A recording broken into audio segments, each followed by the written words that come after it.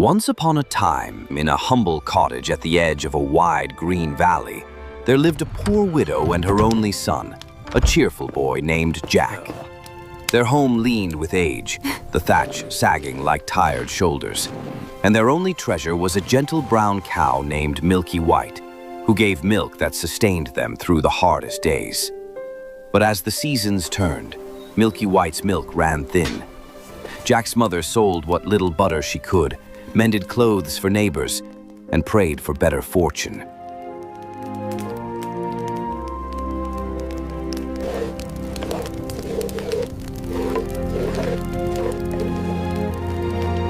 One chilly morning, with their last crumbs gone and the hearth nearly cold, she sighed and said to her son, "Jack, we've no food left and no money to buy more. Take Milky White to the market and sell her. Whatever you get must keep us alive." "Don't worry, Mother. I will bring home a fair price." Jack, though saddened to part with the cow he loved, nodded bravely. He kissed her cheek, took Milky White's rope, and set off down the lane towards the village market.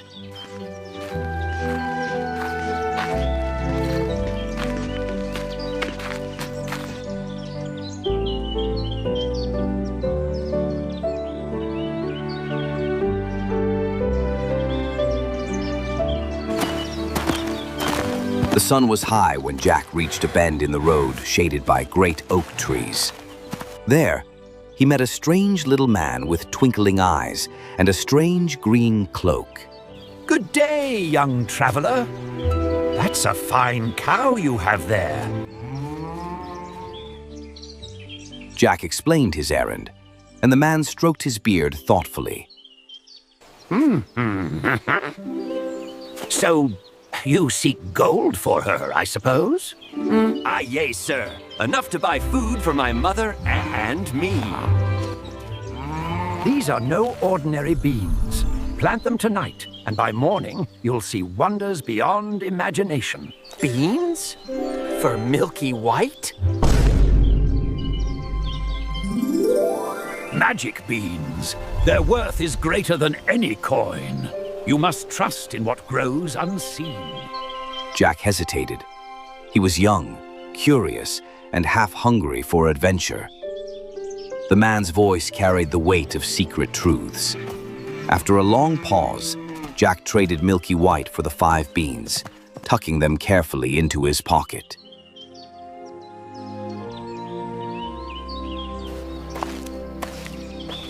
When he reached home, his mother stood waiting at the door.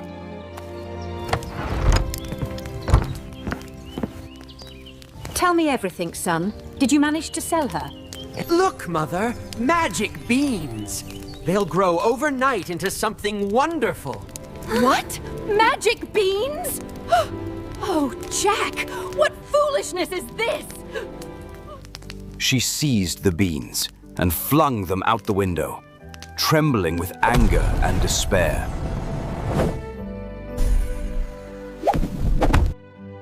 You've traded our last hope for nonsense. Now we'll surely starve. Jack tried to comfort her, but she turned away, weeping quietly by the fire. That night, he crept to bed feeling ashamed and sorrowful, the echo of her sobs filling the small room.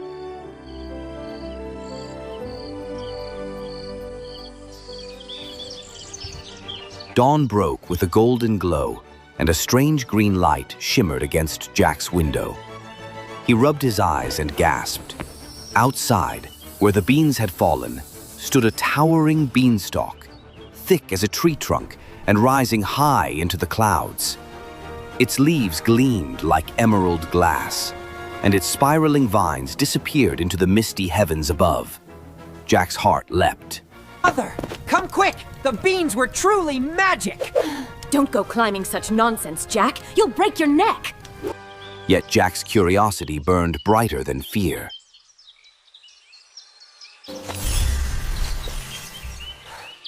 You're alive! He gripped the first vine, placed his foot upon a leaf the size of a platter, and began to climb. Higher and higher he went, up through drifting mists and cool breezes that smelled of rain and sky. Birds circled beneath him, their wings mere dots below. The world shrank. Fields and cottages turned to a patchwork of color far below his dangling feet. At last, after what felt like hours, Jack reached the top and pulled himself onto a land unlike any he had ever seen. A place where the clouds formed rolling meadows and the air hummed with soft music from unseen winds. Jack wandered along a path paved with silver stones until he came upon a great castle in the distance. Its towers pierced the clouds, and its gate was so tall that even a horse could pass beneath without ducking.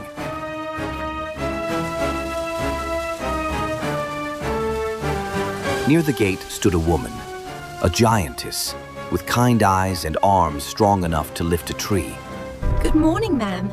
I'm hungry and far from home. Could you spare a bite to eat? Poor boy. I'd give you breakfast gladly, but my husband would eat you for his own. Please, ma'am. I'll be quick and gone before he knows. Pity stirred in her heart. She lifted him gently into the kitchen and gave him a piece of bread as large as his head and a mug of milk big enough to bathe in. But before he could finish, there came a heavy thud, thud, thud. Quick! Hide and stay very still. A shadow filled the doorway. The giant strode in, a monstrous figure with tangled hair, tusk-like teeth, and a voice that roared through the room. Fee-fee-fo-fum. I smell the blood of an Englishman. Be he alive or be he dead, I'll grind his bones to make my bread. You smell nothing but the wind, dear. You've been hunting too long. The giant snorted and sat down heavily.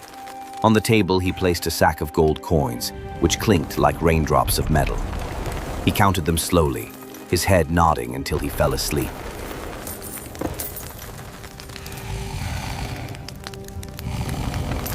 When the snores grew deep and thunderous, Jack crept out, took one small sack of gold, and ran as fast as he could.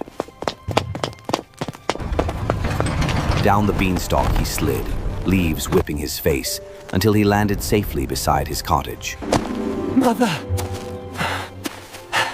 Mother! Look what I've brought! Jack! Where did this come from? From the castle in the clouds. Jack told her everything. The giantess, the castle, the treasure. Though frightened by his tale, she could not deny their sudden fortune. For a time, they lived well, buying food and repairing their cottage. But the gold did not last forever. When the last coin was spent, Jack looked once more at the towering beanstalk swaying in the sunlight. Please, Jack, don't go. It's too dangerous. I will climb again. Perhaps there's more to be found. He climbed the beanstalk again, up through cloud and wind, until he reached the land above once more.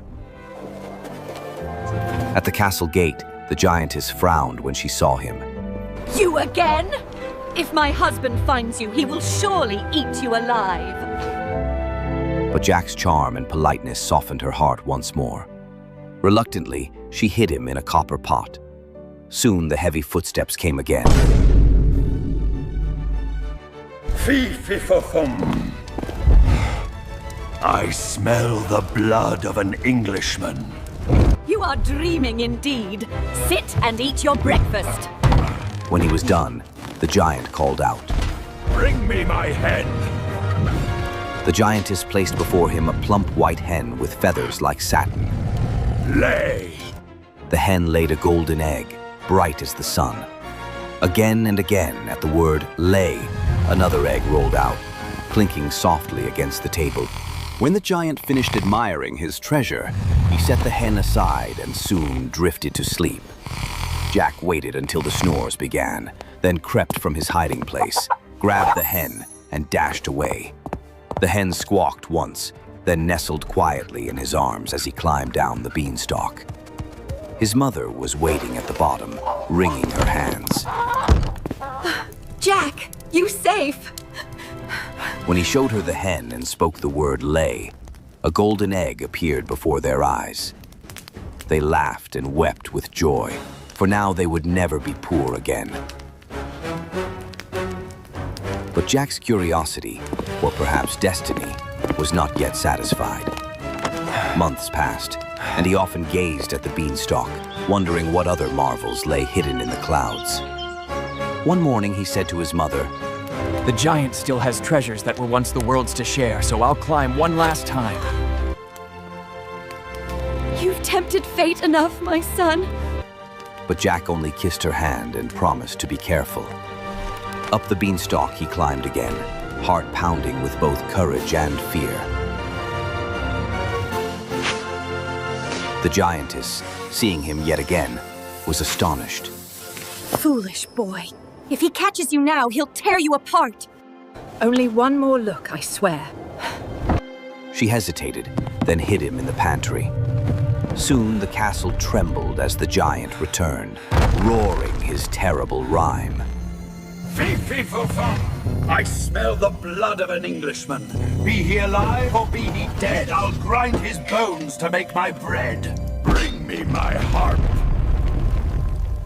The giantess placed before him a beautiful golden harp, its strings gleaming like starlight.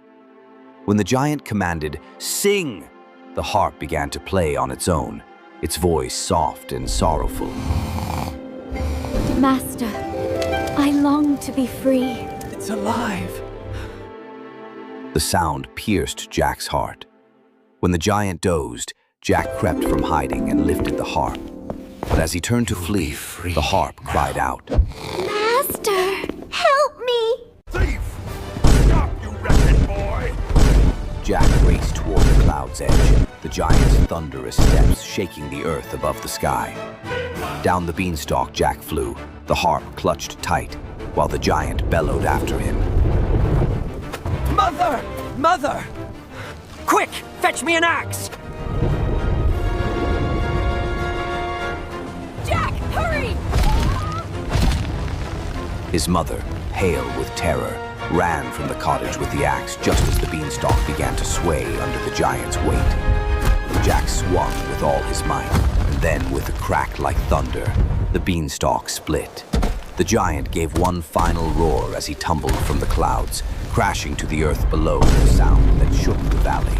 When the dust cleared, nothing remained but shattered leaves and silence. Oh, Jack, my brave boy, it's over. The harp, resting in his arms, sang softly. From that day forth, Jack and his mother lived in comfort and kindness. The hen laid golden eggs, the harp played music that filled their home with warmth, and the memory of the giant faded into legend. Yet Jack never forgot what he had learned, that courage is not the absence of fear, but the will to climb despite it. Sometimes, when the sky turned gold at sunset, Jack would look upward, as if searching for the place where clouds once bore castles. And though he never saw it again, he would smile, knowing that adventure begins with a single step, or perhaps with a handful of magic beans.